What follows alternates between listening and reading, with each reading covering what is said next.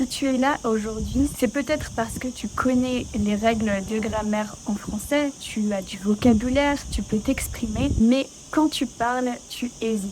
Tu as l'impression que ta prononciation n'est pas très bonne, on ne va pas te comprendre si tu parles en français. Et laisse-moi te dire que ça, c'est normal. Il y a une solution qui est très simple et je vais t'expliquer aujourd'hui quelle est cette solution. C'est lire à voix haute un livre.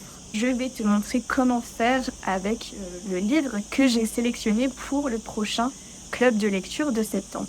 Une situation qui arrive assez souvent, assez fréquemment, c'est que tu lis un mot dans un livre, tu le comprends, tu peux l'utiliser, mais au moment de parler, tu as comme un doute. Tu ne sais pas si c'est la bonne prononciation. Parce que, en fait, c'est normal, mais avoir un mot en tête, on comprend, on sait exactement qu'est-ce qu'il veut dire, etc. Mais au moment de le prononcer, c'est plus difficile parce que comprendre et parler, ce sont deux choses vraiment différentes. Comprendre, ça se passe dans la tête, alors que prononcer, ça se passe dans la bouche. Et en fait, quand tu lis dans ta tête, tu comprends, tu peux aller vite.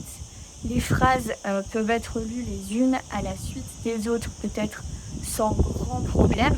Mais quand tu lis à voix haute, c'est-à-dire que tu lis, par exemple, pour quelqu'un l'histoire, c'est différent. Tu es obligé de faire attention à la liaison, à l'intonation, à la prononciation des mots, des sons du français. Finalement, c'est un très bon exercice que tu peux faire en français pour améliorer ta prononciation, c'est lire à voix haute et te forcer à prononcer de la façon la plus correcte possible.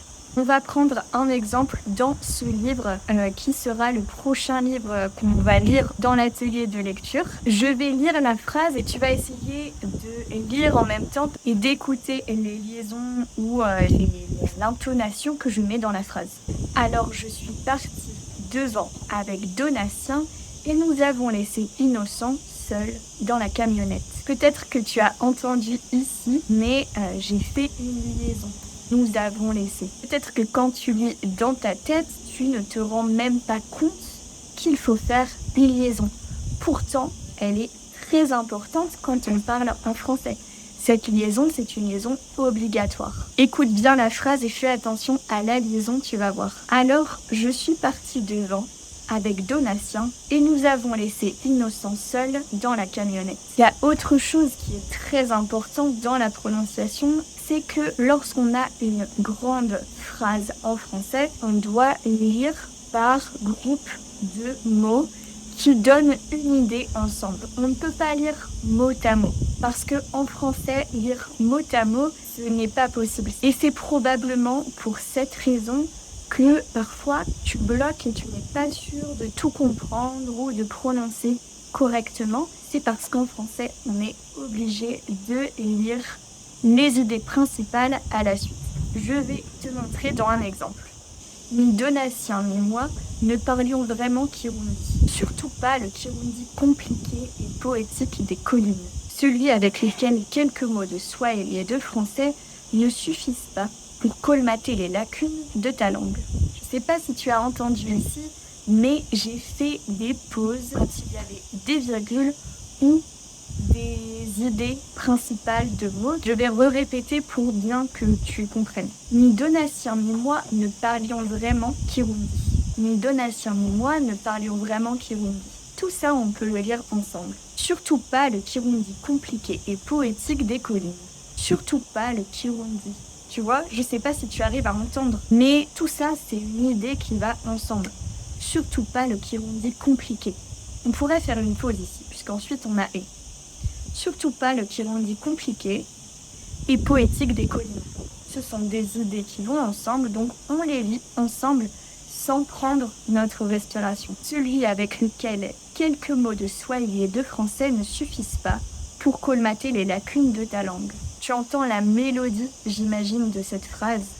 En fait, dans cette phrase, je lis tous les mots sans vraiment les lire saccadés, les lire en faisant une pause entre chaque mot. je les lis vraiment dans un ensemble d'idées de mots. Alors, comment est-ce que tu peux faire ça par toi-même? En fait, c'est pas très compliqué. L'important, c'est d'avoir un livre à lire. D'ailleurs, dans mon atelier de lecture, on lit à voix haute parce que je pense que c'est très important de lire à voix haute et de faire cet effort d'écouter autant que de prononcer quelques parties du livre que tu as voulu choisir. Mais tu peux aussi lire à voix haute chez toi quand personne ne t'entend. L'avantage de lire chez toi, c'est que tu peux relire plusieurs fois, personne ne t'entend et tu es vraiment tranquille. En fait, tu peux prononcer, pratiquer et voilà. L'important vraiment, c'est de pratiquer, c'est de se lancer et d'essayer de faire l'effort par toi-même de lire à voix haute en français. Comme ça, tu vas aussi voir exactement pourquoi c'est difficile. Qu'est-ce qui est difficile que tu n'arrives pas à prononcer? Est-ce que ce sont les sons en eux-mêmes? Est-ce que c'est le phrasé?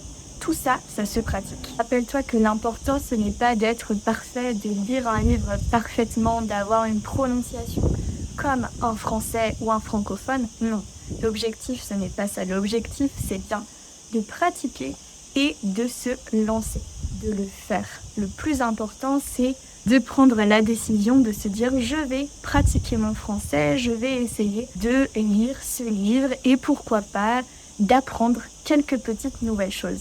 Peut-être que tu n'as jamais lu de livre en français ou que l'idée de lire en français te fait un peu peur. J'ai préparé un document gratuit pour commencer, oser lire en français. Dedans, il y a plein de conseils que je te donne et tout ça, c'est gratuit. Le lien est juste en dessous si tu veux le télécharger. Tu le trouveras juste en dessous dans la description. N'hésite pas à me dire en commentaire si toi, tu lis déjà en français ou pas, ou si tu n'as pas encore commencé. Et moi, je te dis bonne lecture et à très vite dans une prochaine vidéo.